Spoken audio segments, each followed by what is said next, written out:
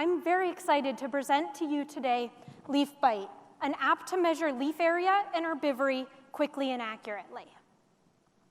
Every year, chewing herbivores do billions of dollars of damage to cultivated plants around the world. There are thousands of researchers looking for ways to control these pests. And as part of this research, it's imperative to measure how much leaf area is consumed. However, measuring that can be expensive, imprecise, or time-consuming. So a quick, cheap, and accurate method of measuring herbivory makes it possible to do this research much more efficiently and accurately. And that's why I created LeafByte. It's a free mobile app that measures leaf area and herbivory quickly and accurately, and it's very user-friendly. All you need is a leaf, a sheet with 4 dots to act as a scale, and an iOS device with LeafByte. Now, if you take an image like this with your phone, LeafByte will automatically remove the background.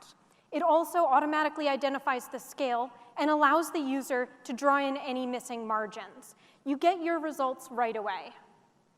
And it has a number of special features, including automatically saving your data to reduce speed, or reduce time, and to reduce transcription errors. It works for most leaf shapes and sizes from Arabidopsis to maize. If you can photograph it, LeafByte can analyze it.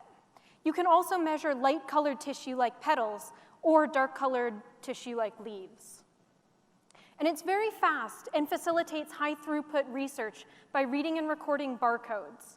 It works non-destructively, and you can go out in the field and use your phone to measure your leaves. And if you're holding your phone at an angle, LeafByte will automatically correct any skew from that angle, making sure your data is precise and accurate as possible. So it's clear that LeafByte is great for researchers, but it's also useful for scouting of damage in fields.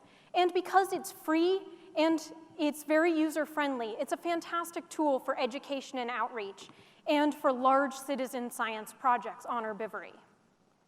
And LeafByte can measure not just leaves and petals, but really any flat objects with contrasting backgrounds. So you can look at things like butterfly wing size, you can look at insect fecal spots on filter paper, or spray cards, among many other options. LeafByte was released in the App Store less than a year ago, and in that time it's been downloaded over 2,000 times. It has an average of 4.9-star rating, and it's being used by entomologists in the United States, Canada, Brazil, and Japan. And it's saved thousands of hours, honestly, in our lab alone. The problem is 75% of the world uses Android phones. This is especially true in countries like India, Brazil, and China, which are growing powerhouses of entomological research. So an Android version of LeafByte would increase our reach by over 300%. So we have a successful iOS app developed, and we're proposing to build an Android version. So it's clear who would use this and why it's necessary, but how are we actually going to make money? We want to keep LeafByte free for non-commercial use, and we'll license it commercially. We'll also develop custom versions of the software for very specific use cases for our clients. So what do we need from you? Usually an image processing intensive app like LeafByte would cost between $30,000 to $40,000 to build. However, I've been working with Adam Campbell, a software designer who is willing to work at cost, and because they developed the iOS version with us, we're able to make it much more efficiently and cheaply. So it's clear that LeafByte on Android is a vital tool for efficient research on herbivory. My co-creator and I are well-placed to make it a reality, as seen by our success with the iOS version. All we need is this funding from you to make it happen. Thank you.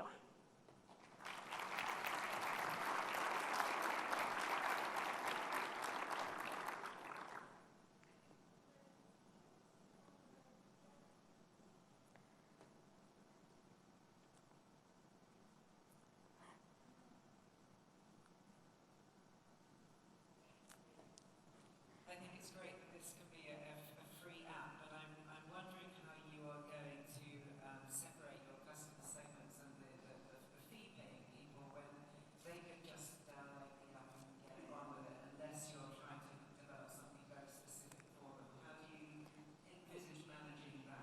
So we will be licensing it, which means it would be illegal for them to use it for commercial uses, and we believe that these large corporations would not be willing to engage in illegal practices. Yeah. And do you think how much, if this was your company that you're managing once you've got the Android out as well, what do you think it would take to manage that, that product line as you move forward? Is it something that requires a lot of time, or does it just run itself? It should run itself. Many of the changes that we've actually had a large agrochemical company and a printing company approach us about custom versions of LeafByte. And in most cases, the changes they need are very easy and simple for us to make. So it would be very little effort once the product is produced to develop custom versions and to keep the software on the market. We've worked really hard to ensure that there's little to no bugs in the software, so we shouldn't be constantly having to fix it and update it. Are there other apps out there that do something similar? So you want to talk a little bit about your competitors? Great question. So there's a number of tools on the market for measuring herbivory. Lycor, for instance, is a software where you can scan your leaves. However, it costs over $10,000, and as a grad student, I can't afford that. There's also ImageJ, which is a widely used image processing software for the computer. However, it's not developed specifically for this use case, so it's very clunky and takes 5 or 6 minutes to analyze a leaf. There is the grid method. You can draw out your leaf on a piece of grid paper and count the squares, but from personal experience, I can tell you that that's way too much time. And visual quantification, you can look at a leaf and eyeball it. But research has shown that this is really imprecise and very inaccurate at certain levels of herbivory. There's another app, BioLeaf, which can measure % leaf area consumed. But if you have any variation in your leaf size, that metric isn't useful. And it can't produce absolute leaf area and that absolute leaf area consumed.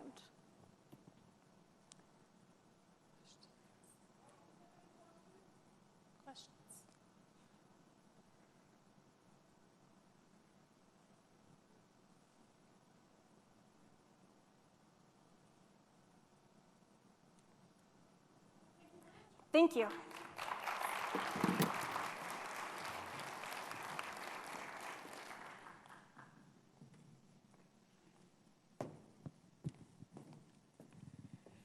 And now for our third video, Ants and Blues, The Feeling is Mutual by Gaina Hill, Chris Johns, Simon McClung, and Jared Daniels from the University of Florida. Enjoy. The Miami blue butterfly is considered one of the rarest insects in North America. The caterpillar of this butterfly can be found in many different color forms, ranging from bright green to dark red. This caterpillar has a peculiar relationship with an unexpected organism, ants.